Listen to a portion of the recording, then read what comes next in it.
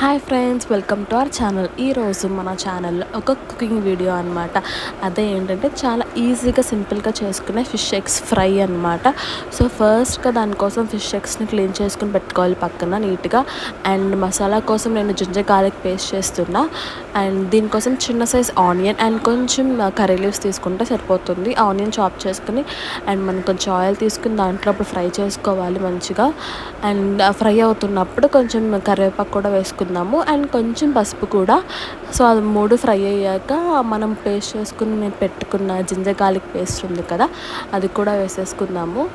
అది కూడా వేసి ఇంకొంచెం అది ఫ్రై కాబట్టి అది కొంచెం మొత్తం బాగా ఫ్రై అయిపోవాలి. ఫ్రై అయిపోయాక అప్పుడు మనం మసాలా పౌడర్స్ వేసుకుందాము. ఇంట్లో చేసుకున్న మసాలా పౌడర్ అండ్ కొంచెం సాల్ట్ అండ్ కారం, ఆ మూడు అన్నీ ఫ్రై అయిపోయాక మనం కడిగి పెట్టుకున్న ఫిష్ ఎగ్స్ కూడా వేసేసుకుందాము.